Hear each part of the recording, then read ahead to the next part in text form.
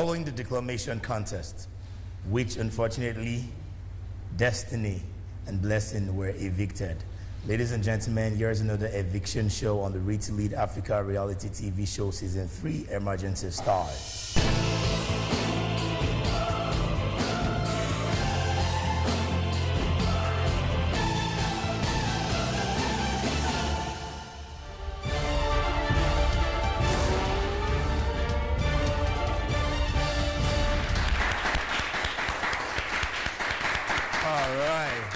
Thank you very much, our wonderful audience. And for all of you watching us from your homes, to say a big thank you for staying tuned to us. And you're wondering why my beautiful, gorgeous princess is sitting down. Doesn't she look angelic?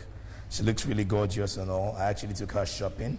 If you follow the show during the declamation contest, then you would understand why I did all this to her. I made her look this beautiful, like a Christmas tree. And, you know, she's looking all gorgeous and thing. But before we start the main show, my name is McGeorge, and this is beautiful Miriam Tolashi. All right, please a round of applause for Miriam. You look gorgeous, sir. Someone please tell Judge I'm engaged. Sorry. That guy must be poor. Engagements with no ring. I don't want it. For what? I don't Can't play. you see the ring? What ring? Spiritual ring? I can't see any band. Or he used the engagement Bible for you. My ring is ringing in my heart. Yeah, Igbos will say Anaman. Thank you very much. Okay, you're welcome to the 6th eviction task. As always, we have with us Adeshola and Olariwaju. Clap for them, please.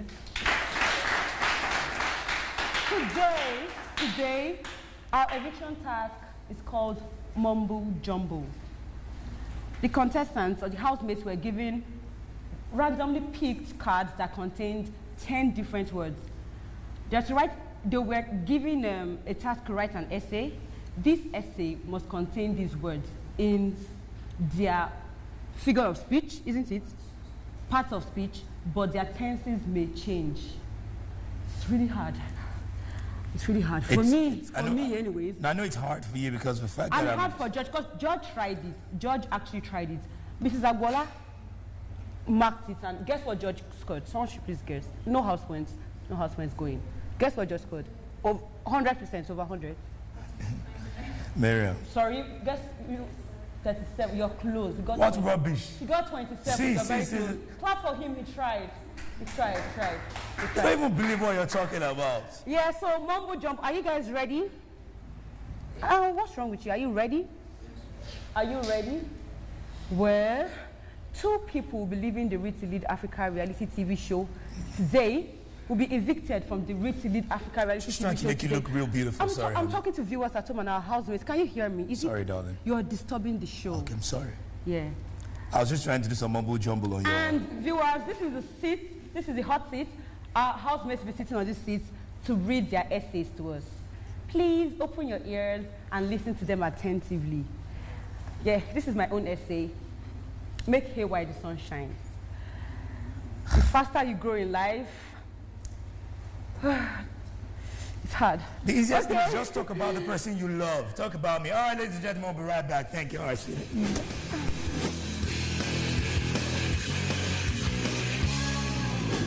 Read to Lead Africa is here again. Africa's premier teenage cerebral and entertaining reality TV show is back with season 3, The Emergence of Stars.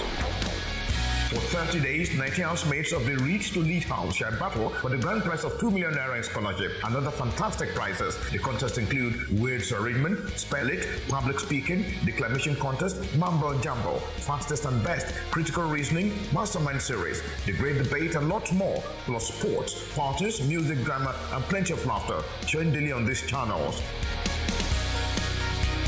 Like us on Facebook and follow us on Twitter. You can also watch episodes on our YouTube channel. Visit www.readtoleadafrica.tv or call 0802-315-7972 or 0818-331-9200. Produced by Reading Awareness Society for Development in Africa, RASDA. Read to Lead Africa Season 3, The Emergence of Stars. Don't miss a moment.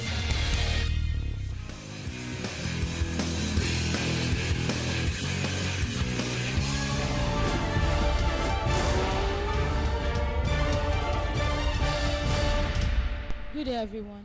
My name is Helen Blessing, and the title of my essay is It Pays to be Disciplined.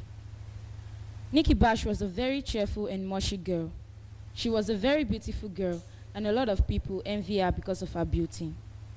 She was in 200 level in the University of Ibadan, and she lived on campus.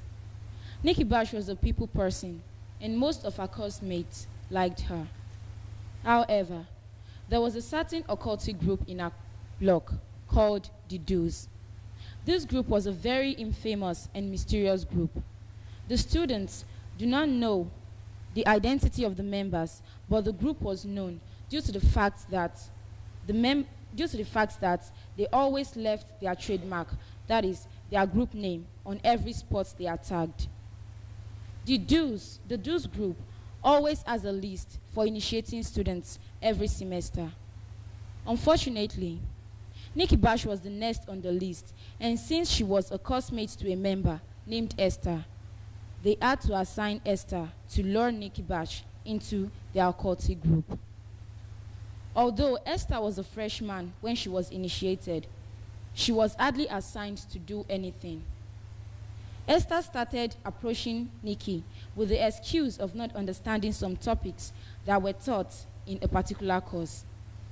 After 2 weeks, the interaction between Esther and Nikki started to grow. It was on a sunny afternoon, a week to their examination, when Esther told Nikki to come to her room so they could study together. Nikki hesitated and then agreed to go with Esther. When they got to the room, Esther told Nikki to sit down and wait while she gets her books. Esther went out and later came in with 15 girls. Nikki was confused about what was happening, so she stood up and was about to head for the door when a hand pulled her from behind. She turned back and the girl told her to sit down because they had to talk. Nikki turned towards Esther and asked her to explain what was happening, but Esther averted her gaze. She was forced to sit on the floor while one of the girls brought out 2 calabashes, opened it, and placed it in front of Nikki. Nikki was asked to drink the substances from both of the calabashes. They told her not to spill anything while drinking, since the substances differ in taste and texture. She stared at them for a long time, and she finally spoke up and told them that they were spouting rubbish and she wasn't going to drink anything from any calabash. One of the girls walked to the fridge and with the aid of a fork, removed an already iced bottle of water since icicles were formed under the bottle.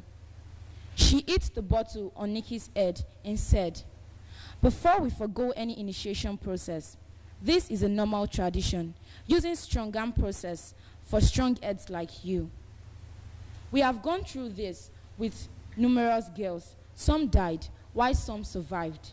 And you're not the first, and you're not going to be the last." She refused to drink the substances.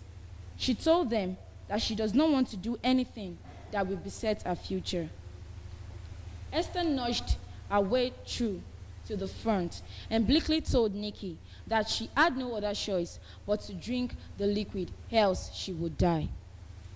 Nikki remained adamant and refused to drink the substances. The group ganged up and beat her to a pulp. The next day, Nikki woke up and found herself in the middle of a mammoth crowd. They were all staring and pointing at her. Then she realized she was naked. A female lecturer had to intervene, gave Nikki a blanket to cover herself, and asked the crowd to disperse. After getting dressed, Nikki refused to go to the clinic to get her wounds treated. She went straight to the school's authority, explained her ordeal, and gave the names of the girls to the authority. Later that day, the members of the Do's group were publicly disgraced and expelled from the school. Thank you.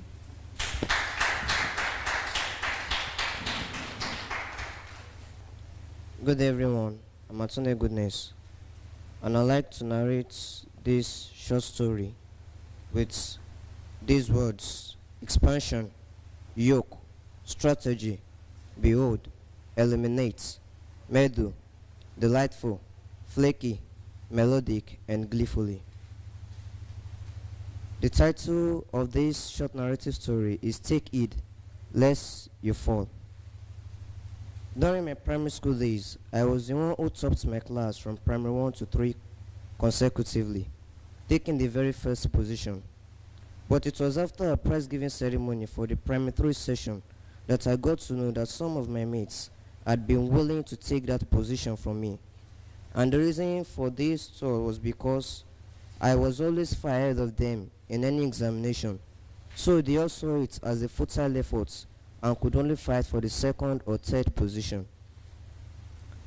I went to take my seat after I had collected the prize for being the best pupil in my Prime 3, and I was very delightful to see myself become first again. Afterwards, Ben, a classmate of mine, came to me, beheld me, and putting on a stern face, he made me understand vividly that he would make sure he came first the next session. At first, its words became a yoke on my mind, but I later saw it as a mere challenge because Ben was a kind of flaky and dull boy, so I discarded the thought. The holiday period came and went at last. The new session came, but with my complacence, I was not serious for the next 2 weeks as lessons had only begun fully the second week. Not aware of Ben's strategy to come first that session, and due to my seriousness, I was not reading like I used to, and that brought me down that session. In our sitting room one evening, I was on the sofa, listening to the melodic music coming from our audio player and thinking of what my dad would buy for me after that session when Ben's words meddled with my thoughts. Though I was quite afraid and unaware of Ben's expansion of knowledge, I eliminated that thought and slept off. At last, our examination came and I was still confident that I would be the first that session, but it belonged to the person who deserved it as a result of his hard work. The examination went, and the prize-giving ceremony came up in about 2 weeks to that time. I expected to be called up and awarded when it was the turn of our class to be called, but I was disappointed when Ben, whose words I did not take serious, was called up and awarded for being the first position that session. I was hurt, but was there anything I could do? Of course not, but to wait for the next session. Beside the car with my parents and siblings, looking distressed and unhappy for my inability to take the first position. That time, Ben walked up to us, greeted my parents, and looking at me, gleefully said, "Congrats." I was sad, but I knew it was due to my overconfidence, and that taught me a lesson. I became the second position instead of being the first, and that was because of my complacence. This is an advice from the Bible, which everyone should take. Let him that thinks he stands take heed, lest he falls. Thank you.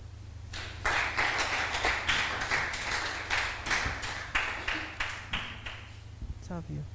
My name is Waluji Bekim, and I'm here to read out my essay titled "How I Spent My Last Holiday." And I'm going to narrate it with these following words: impromptu, spontaneous, discern, you got, shallow, explode, and near, often, unleash, and density. It was quite interesting to spend my last holiday among the larger people of Ondo State in the western part of the country. I went to Ilututun to be precise for my cousin's birthday. Before my visit to Ilaje, the first knowledge I had about the culture and belief of the Ilaje people came to me through my close relationship with my cousin Tumishe. Though the whole thing had remained theoretical until I had the privilege to travel to Ilaje for my cousin's birthday during my last holiday. My journey from Ondo took me more than 40 minutes as I began the journey very early in the morning and arrived around 10 o'clock in the morning. When I got there, the party was about to commence, and I was welcomed and was introduced to the invited guests. Some minutes after, I was called upon to give an impromptu speech. I had no other choice but to give the speech. After giving the speech, everybody burst into spontaneous applause.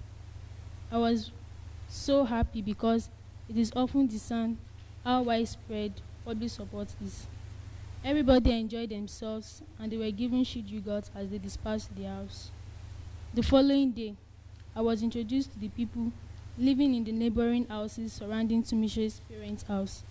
In the real sense of it, I was encouraged by the nature of hospitality expressed by the people, though I realized eventually that this was part of their life. What I'm saying in essence is that a very impressive and expensive meal was prepared for me. This gesture was a repeated exercise during my short stay there. It really demonstrated the spirit of communality. Furthermore, their belief in hard work is another custom of the people that impressed me. I was invited to the river where the people in Ilaje usually go for fishing after spending 2 days in Ilaje. When we got there were children playing in the shallow end of the river. There, I was privileged to see how they fish. Later on, we went to the farm to witness how palm oil is produced locally. Suddenly, the thunder exploded overhead and it began to rain. We were trapped in a hut and we couldn't go home until it stopped raining. Tumishe and I visited a lot of places in their town, including their health center, to pay Tumishe's friend a visit.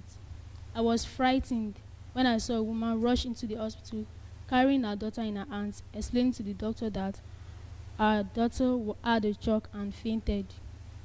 I was touched by what the woman said, and after some minutes, the doctor came out and told the woman that her daughter was diagnosed with anemia, and the shock happens only too often when she engaged herself in arduous work. So the doctor arrived the woman not to allow the little girl do any arduous work and gave her some medications. I was relieved, but then I felt too much for the little girl. Another interesting factor about the people in Ilaje is their traditional marriage system. It is worthwhile to note that the king has unleashed such traditional marriage system in Ilaje, whereby a man woos a woman through the marriage counselor or intermediary. After the woman and the man have reached conclusive agreement through the assistance of the intermediary, the man is now free to visit the woman to familiarize himself with the family. Several visits will bring traditional engagements, bride price, and other charges. Besides, a large population density will bring marriage gifts. The satisfaction of the bride's family based on what the groom's family has offered will bring about joining them together as husband and wife. I so much cherish the traditional custom and the way of life of my host to the extent that at the end of my stay at Ilututu, I shed tears when my cousin followed me to park when my cousin followed me to the park to board vehicle back to Ndo.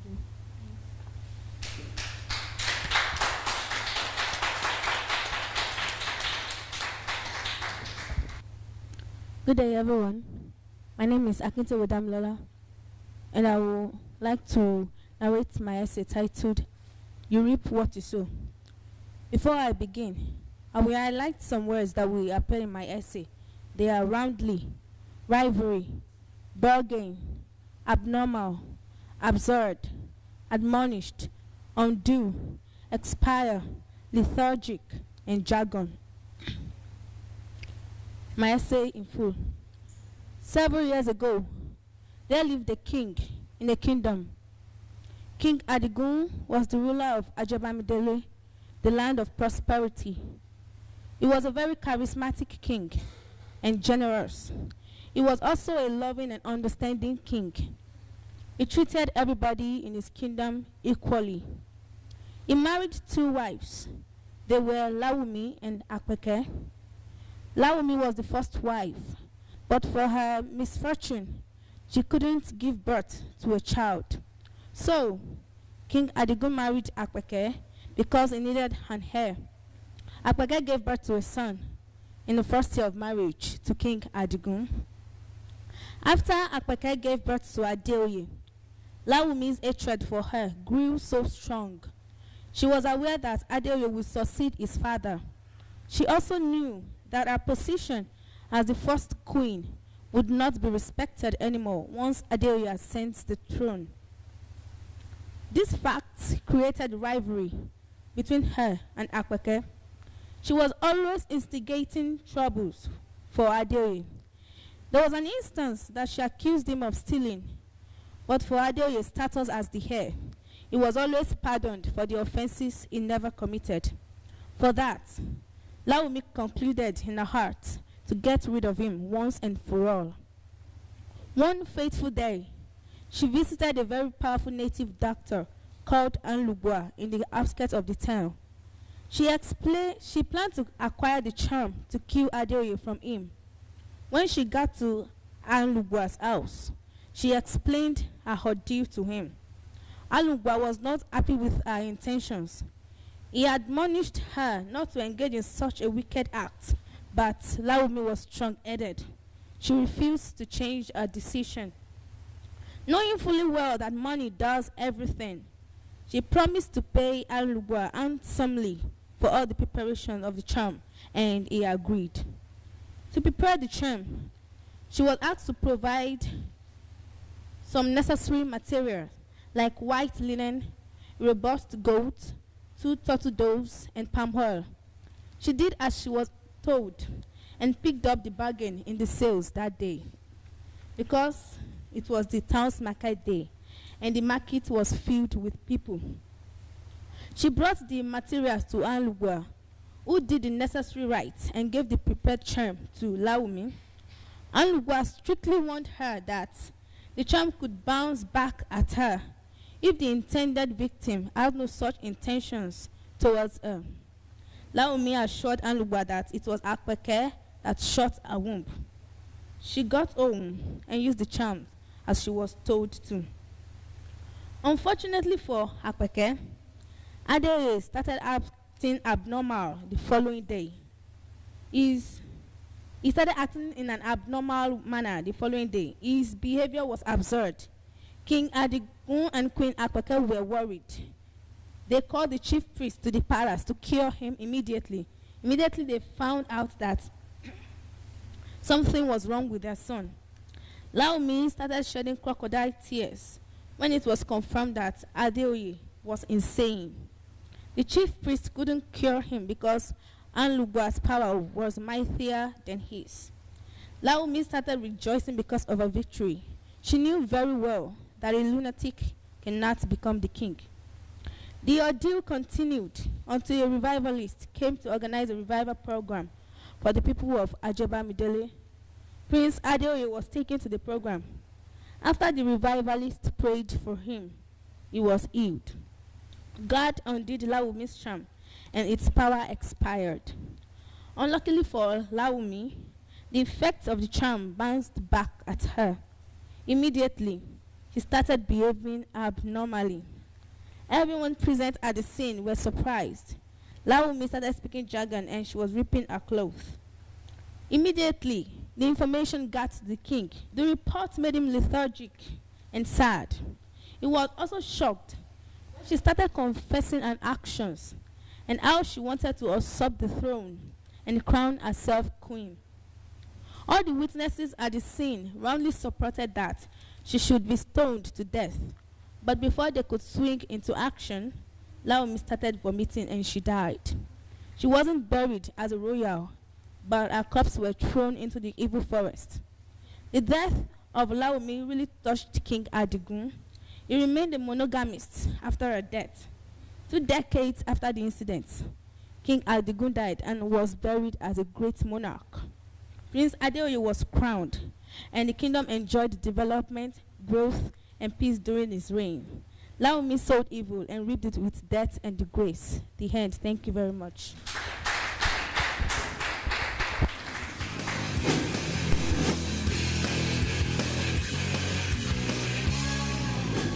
Reach to lead Africa is here again. Africa's premier teenage cerebral and entertaining reality TV show is back with season 3, The Emergence of Stars. For 30 days, 90 housemates of the Reach to Lead house shall battle for the grand prize of 2 million naira in scholarship and other fantastic prizes. The contests include words arrangement, spell it, public speaking, declamation contest, mumbo jumbo, fastest and best, critical reasoning, mastermind series, the great debate and lots more, plus sports, parties, music, drama, and plenty of laughter. Showing daily on these channels. Like us on Facebook and follow us on Twitter. You can also watch episodes on our YouTube channel. Visit www.readtoleadafrica.tv or call 0802-315-7972 or 0818-331-9200. Produced by Reading Awareness Society for Development in Africa, RASDA. Read to Lead Africa Season 3, The Emergence of Stars. Don't miss a moment.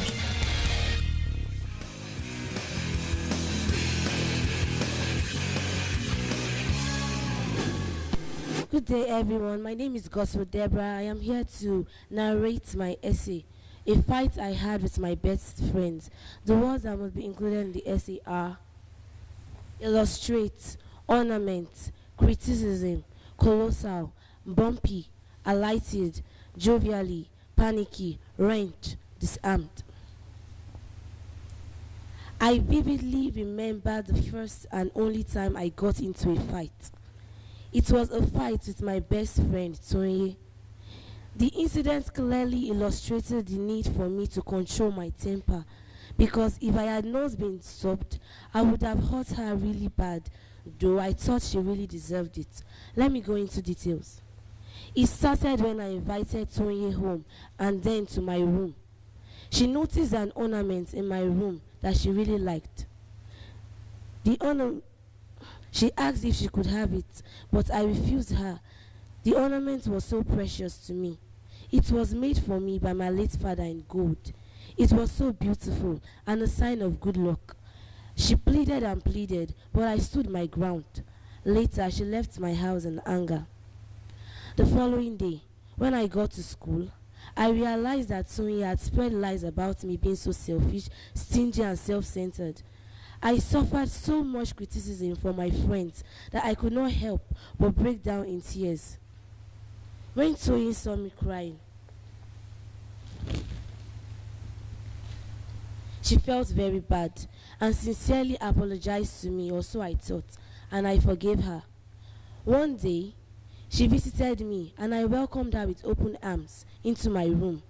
When she saw the ornament, she pretended not to fancy it again, and I was happy for that.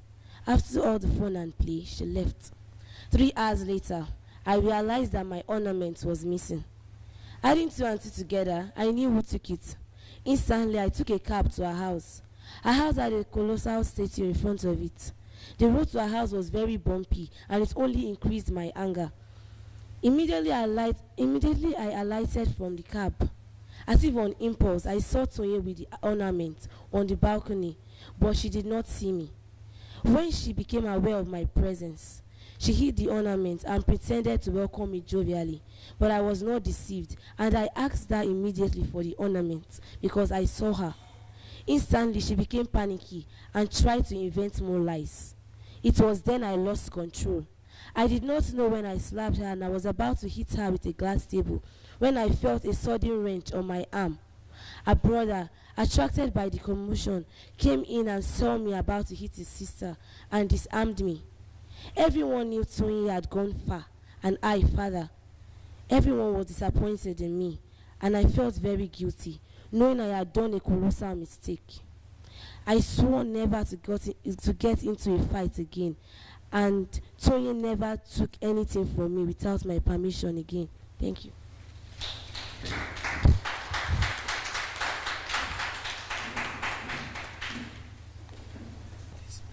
Good day, everyone. My name is Wanfo Esumchi, and I'm here to recite my essay, and these are the words that will appear in the essay. Greasy, variety, muscle, impulse, wide-eyed, delegate, rehabilitate, obedient, unethically, and blush. I was walking down on the road.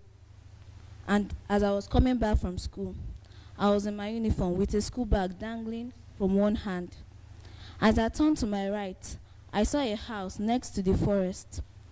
At the front of the house, I met a father and his son. The father sent the boy to pick firewood from the forest.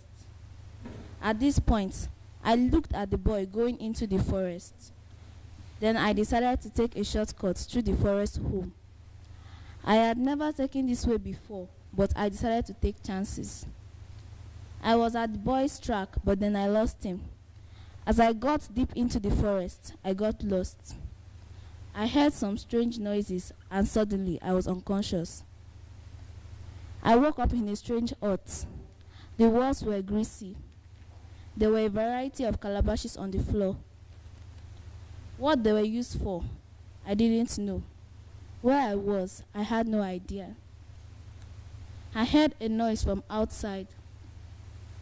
I had a sudden impulse not to move a muscle.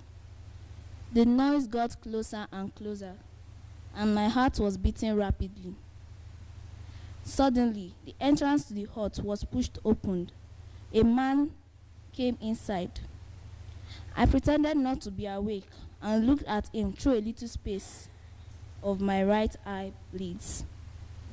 The wide-eyed man lifted me from the floor and carried me to a different part of the forest. There was a man waiting under a tree. The man that carried me there delegated the other man, who he called Spike, to be in charge of me. The man left me with Spike under the tree.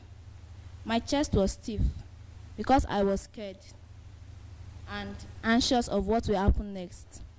After a while, I sat up and looked at him. It looked like someone who needed to be rehabilitated, and I felt some pity for him. He spoke to me and used some unethically spoken words. I was obedient and did everything he wanted me to. After a short while, we heard gunshots. My abductor was apparently scared. Some men in police uniforms came out to face us and told him to surrender. Spike tried to run away, but the police caught him. We were taken to the police station where we were interrogated. I was later released to my worried parents. I later got to know that the person that had helped me was the boy I met on my way that day. He had seen me being abducted in the forest when he was picking firewood. I had gone to thank him at his home. He blushed in embarrassment as I was thanking him in his father's presence. That day, the boy and I became best friends. Till today, who those men were and what they wanted for me still remains a mystery. Thank you.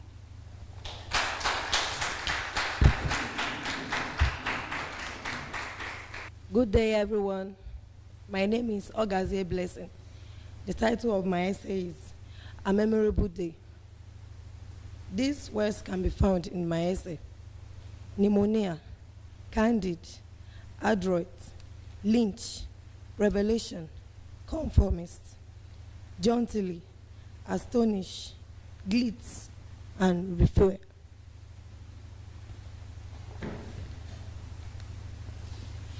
It happened 6 years ago during my Christmas break in school. Earlier that day, I told my mother that I was going on a date with Richard, my classmate.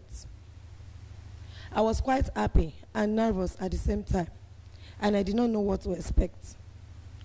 Although Richard wore a smile, I could notice the glitz about him. I was trying to contain my irritation throughout the conversation. My mind went back to my father at home. Not quite long ago, the old man was diagnosed with pneumonia. Surprisingly, the old man accepted his fate and jauntily goes about his daily activities just like before. By the time I got home, he was whistling and polishing his shoes. I moved joyfully toward him to hug him, but the happiness was cut short when suddenly he collapsed in front of me and started gasping for breath.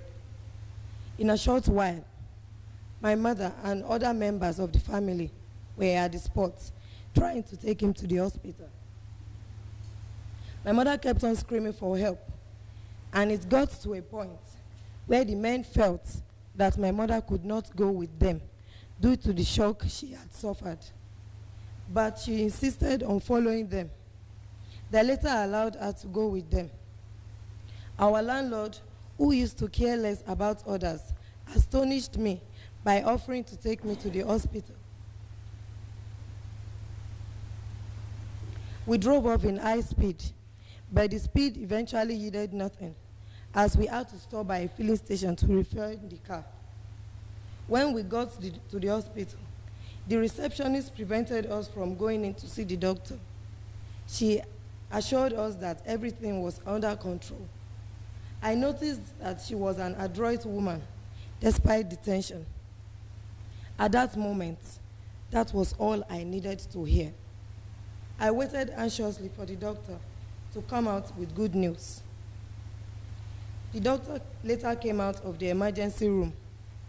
His face wore no expression. I jumped from the chair and asked of my father's condition.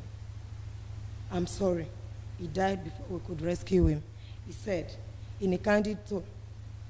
At the point in time, I thought my heart had stopped beating. He continued that my father had been battling with pneumonia for long, but he did not open up in time, and the disease has gotten out of hand. I then realized that my father had a conformist nature. He did not want to be different and had been playing along all the while. How could he be so secretive that he kept it from my mother, who had gone through thick and thin with him? 2 weeks later, my father's body was carried to his hometown for his burial. On our arrival, my mother was almost lynched by the villagers. The village spiritualist added that the oracle showed him a revelation that my mother would cause my father's death. Illiteracy was one thing, hatred was another. Right from my childhood, I had noticed the friction between my mother and her in-laws. I prepared myself because I knew that the worst had just begun. Thank you.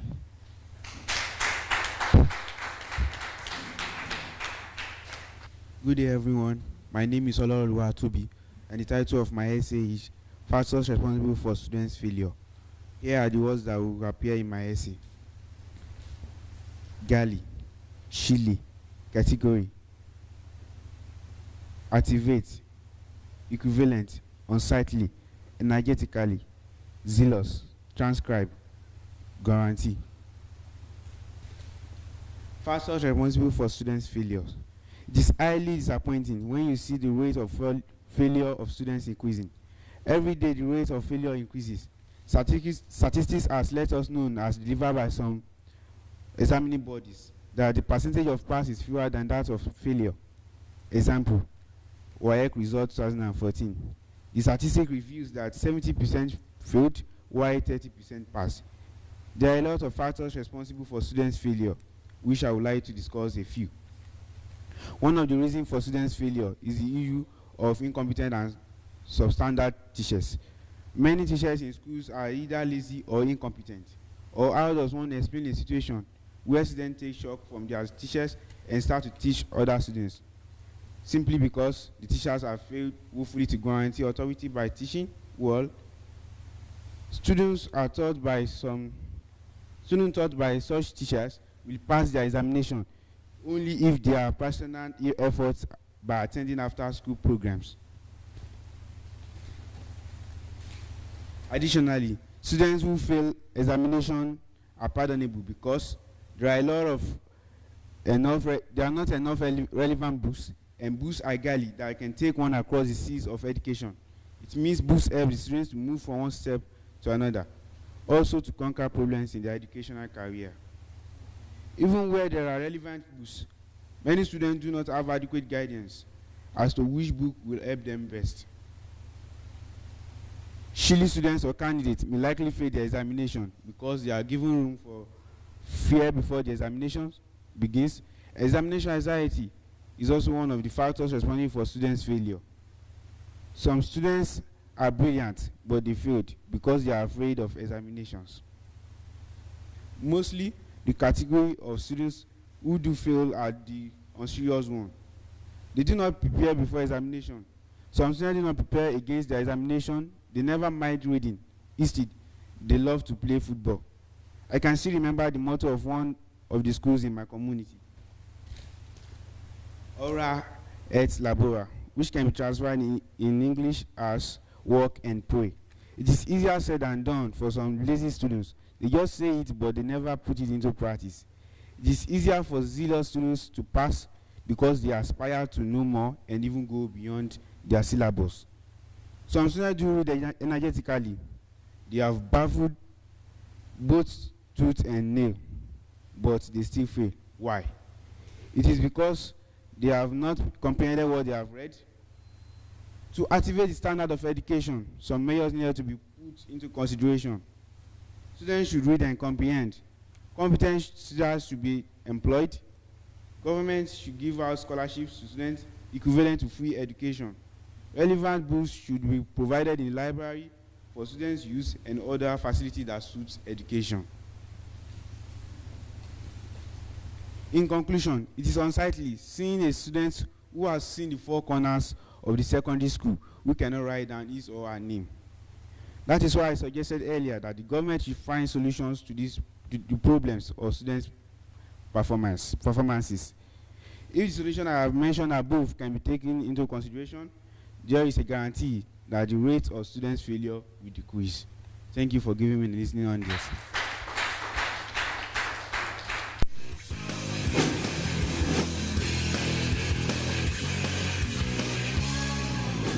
Reach to Lead Africa is here again.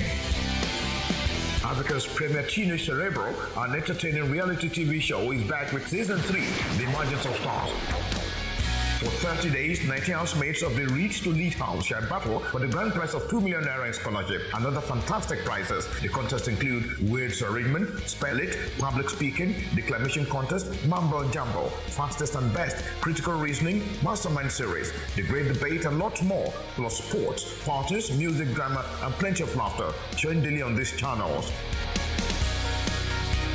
Like us on Facebook and follow us on Twitter. You can also watch episodes on our YouTube channel. Visit www.readtoleadafrica.tv or call 0802-315-7972 or 0818-331-9200. Produced by Reading Awareness Society for Development in Africa, RASDA. Read to Lead Africa Season 3, The Emergence of Stars. Don't miss a moment.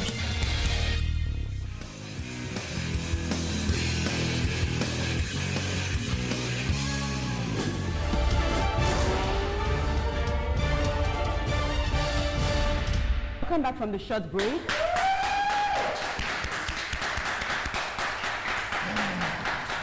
A very big thank you again to Adeshola Agbola and Olanrewa Jokuni. They really did justice to the essays. And the essays were very interesting. Yeah, they were. Did you listen at all? Yeah, of course I did.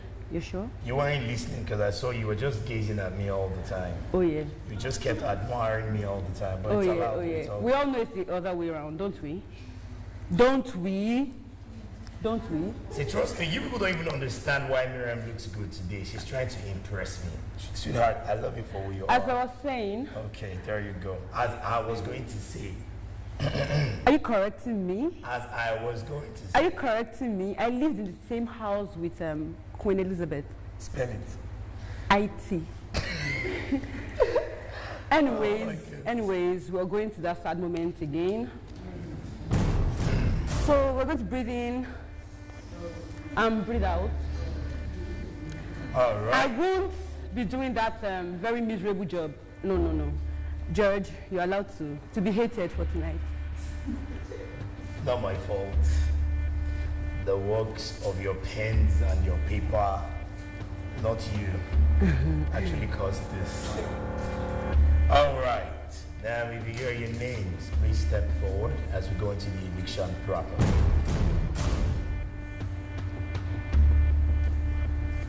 Atunde Goodness. Clap for him, please.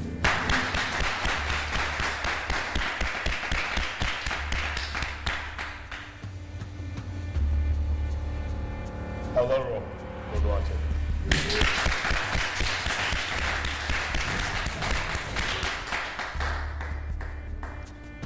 Ellen Blessing.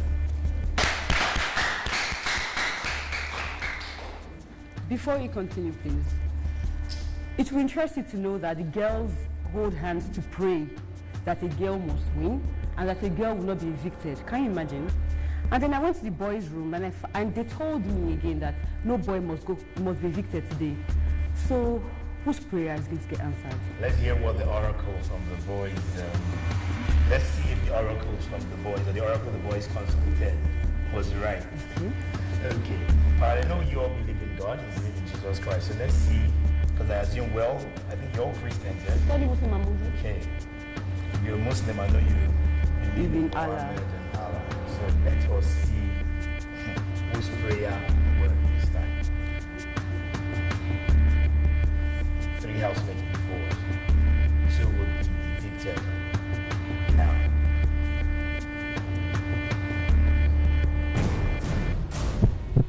ladies and gentlemen,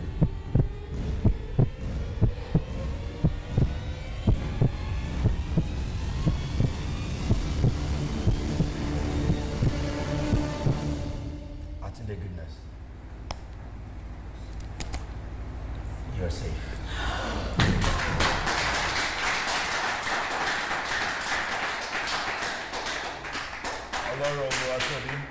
Ellen Blessing, you've been evicted from the REIT to lead house. A round of applause for them. You won't do very well. Housemates, you want to cheer them up or something. Our evicted housemates in the house can come through. Toby, come back, please. Toby, please come back. Please come back. All right, please cheer them up. Make them feel we're happy. Thank you very much, Georges. Thank you very much. Yes, and we've come to an end of today's eviction show. Continue to watch us and watch your housemates. Tomorrow we have another.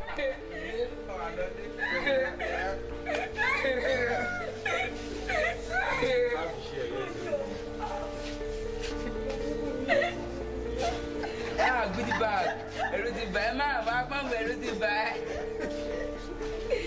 Hey, if you're congratulations. Go for good. Go for good, not for silver. Not for bronze. Guy, no. Kilometers, go back to go back to man, what is that?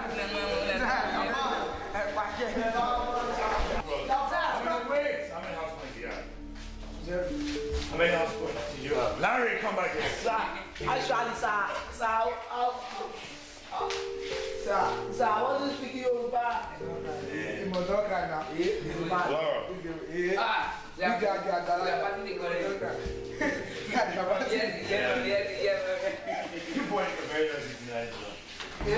Okay, goodness was on the Goodness, the lowest people. The low had 55. We had 56. It's coming through. If it was like LF58 automatically voice note. Sir, but you know this something now. Ondo, everybody there now. Yes, ma'am. Ondo 5. No, what's the Ondo right now. Listen, not from it already. I know it. Tell me. I'm not from it already. Show me. Sir, this Jagaba. This is a guy. Jagaba. If it's Tinubu.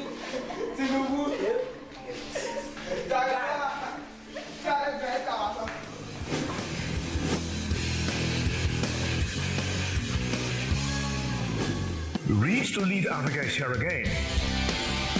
Africa's premier teenage cerebral and entertaining reality TV show is back with season 3, The Emergence of Stars. For 30 days, 90 housemates of the Reach to Lead House shall battle for the grand prize of 2 million naira in scholarship and other fantastic prizes. The contests include words arrangement, spell it, public speaking, declamation contest, mambo jumbo, fastest and best, critical reasoning, mastermind series, the great debate and lots more, plus sports, parties, music, drama, and plenty of laughter. Showing daily on these channels. Like us on Facebook and follow us on Twitter. You can also watch episodes on our YouTube channel. Visit www.readtoleadafrica.tv or call 0802-315-7972 or 0818-331-9200. Produced by Reading Awareness Society for Development in Africa, RASDA. Read to Lead Africa Season 3, The Emergence of Stars. Don't miss a moment.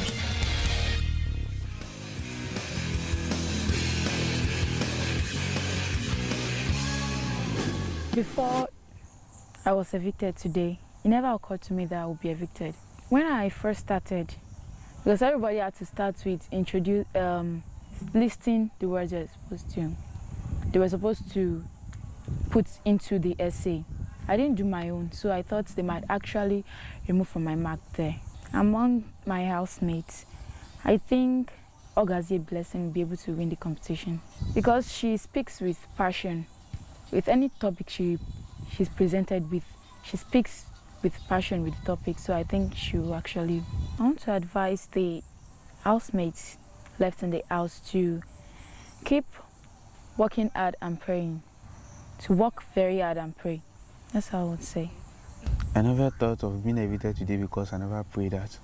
But actually, for the first day, I knew that I can be evicted any day because it has turned to something like, maybe I should say it's a game in which if you are lucky, you might win, and if the luck is against you, you might lose. When the judges called me to tell me my errors, it occurred to me that I'll be evicted because when she was saying something about the article I wrote, I didn't write my name below after finishing the article, and she told me that was the greatest crime in writing an article. And since then, I know actually I may be evicted. The eviction task we will be given, I can't say it's actually my line because it's something relating to arts subject and something relating to society, common knowledge. But actually, I was not expecting such tasks, and I've been thanking God that I've been escaping through the former eviction task. Atunde Goodness may win the competition because he has been trying since the day of the first eviction task. At least he was the first position in the first eviction task, and I think he can do that. He can win it. To my family and friends, I apologize for being disappointing them. Well, actually, it wasn't really my area of specialization, but I just thank God that I've been trying in the house and even getting to a stage like this. And there are better days ahead. I thank God.